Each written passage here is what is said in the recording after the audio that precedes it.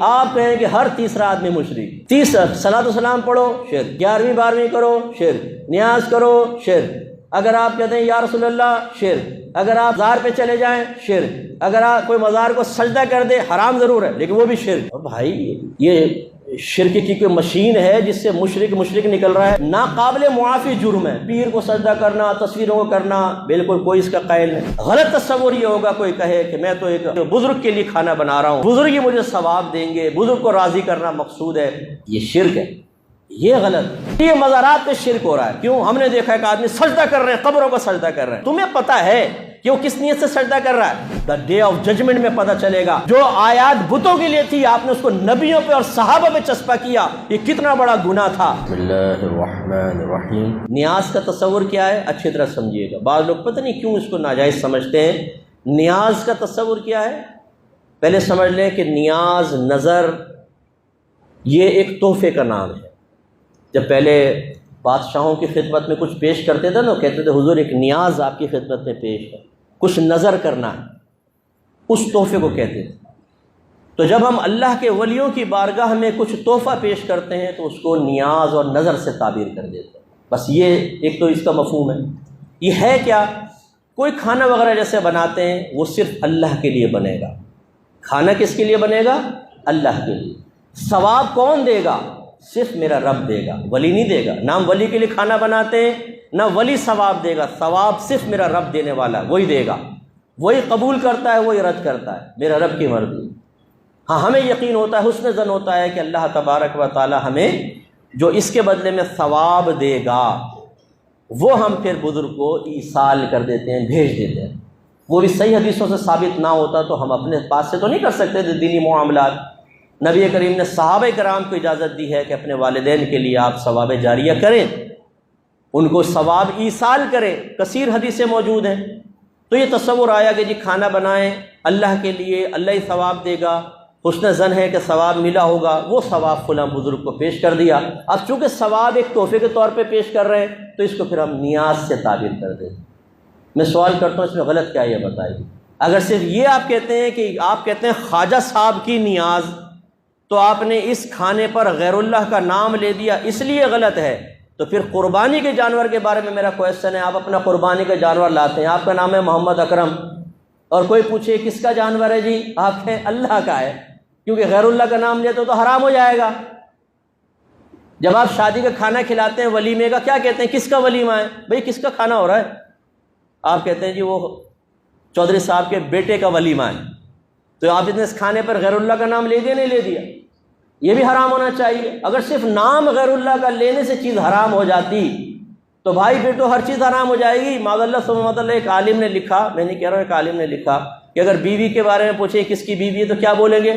معاذ اللہ کہیں گے اللہ کی بیوی ہے، یہ بولیں گے تو شرک ہو جائے گا، کافر ہو جائیں گے۔ اور کہیں گے یہ سعید صاحب کی بیوی ہے تو غیر اللہ کا نام لے لیا، حرام ہو گئی۔ تو یہ ایک جہالت والی بات ہے جی، چونکہ آپ نے اس کو منسوب کر دیا غیر اللہ کی طرف، حرام ہو گئی۔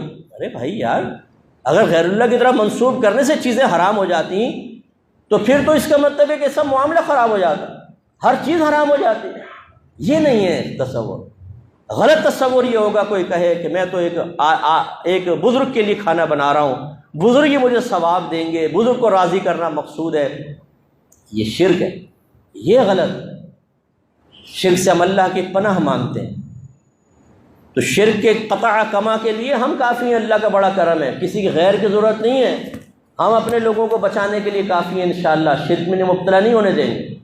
لیکن جو غیر شرک کو شرک کہے اسے بھی پیار سے سمجھائیں گے کہ شرک تمہاری طرف ہی لوٹ کر آئے گا، اس لیے کہ اللہ کے نبی نے ارشاد فرمایا کہ جو کسی مسلمان کو کافر کہے اور وہ کفر کا اہل نہ ہو تو کفر کہنے والے کی طرف لوٹ آتا ہے۔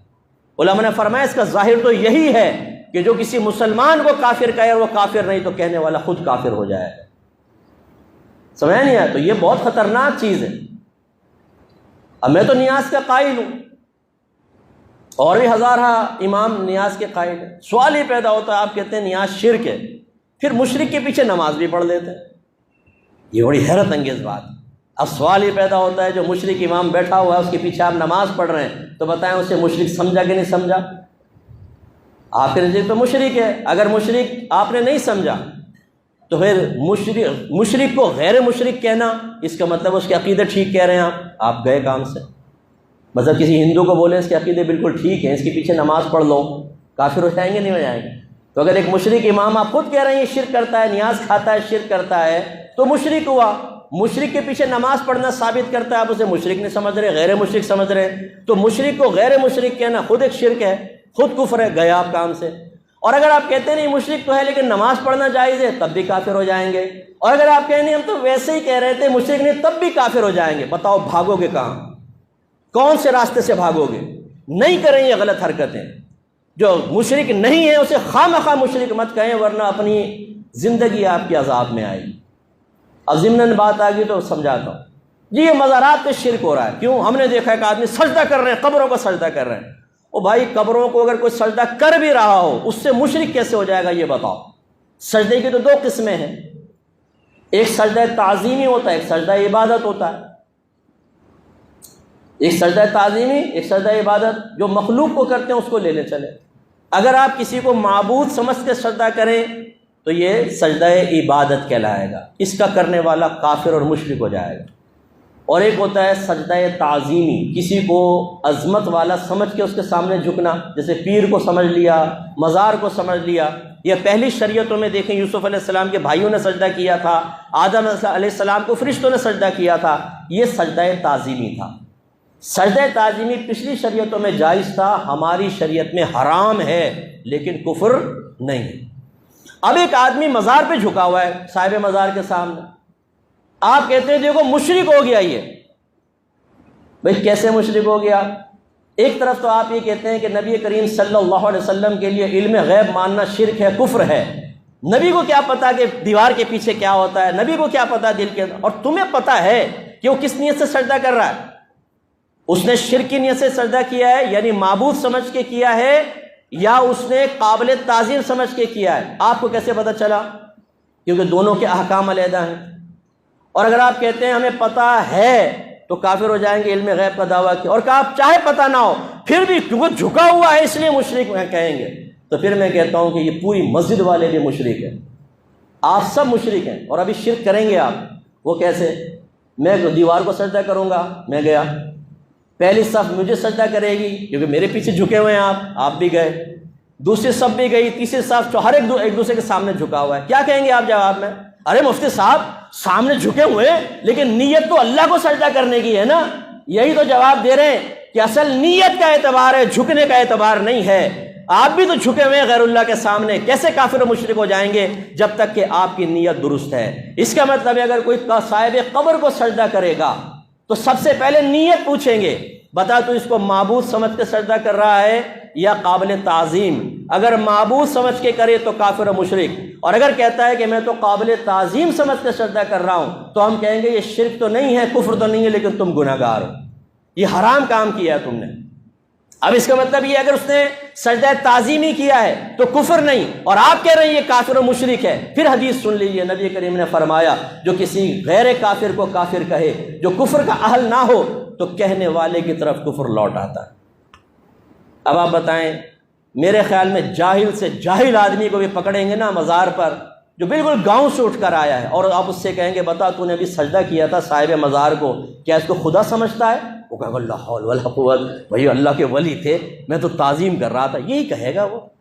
کوئی کسی مسلمان سے آپ یہ تصور کر سکتے ہیں کہ خدا سمجھ کے سجدہ کر دے کسی کو؟ لیکن آپ نے قسم کھائی ہوئی ہے کہ غیر مشرک کو مشرک ضرور قرار دینا۔ تو اب بتائیں قصوروار کون ہے؟ جو سجدہ کر رہا ہے میں کہتا ہوں وہ بھی قصوروار ہے، لیکن اس سے بڑھ کر قصوروار وہ ہے جو اس کو مشرک کہہ رہا ہے۔ ہلکا ہاتھ رکھیے، پیار سے سمجھائیے، یہ کوئی ناقابل معافی جرم ہے۔ پیر کو سجدہ کرنا، تصویروں کو کرنا، بالکل کوئی اس کا قائل نہیں، یہ غلط ہے، اس کو روکنا چاہیے۔ لیکن روکنے کا یہ جو آپ نے انداز اٹھایا ہوا ہے کہ ڈنڈا اٹھایا، بول صحیح بول ورنہ مشرک کہوں گا تو جو ماروں گا تیرے سر پہ ڈنڈا، اس طرح آپ کے نبی نے بھی کبھی نہیں کیا۔ جو حقیقی مشرک تھے، شرک کر رہے تھے نا، ان کے ساتھ بھی نہیں کیا آپ کے نبی نے۔ پیار سے سمجھایا ہے، محبت سے سمجھایا ہے، ان کی برین واشنگ کی ہے، سلولی آہستہ آہستہ وہ پکے مسلمان ہوئے۔ آپ ڈنڈا اٹھا کے غیر مشرک کو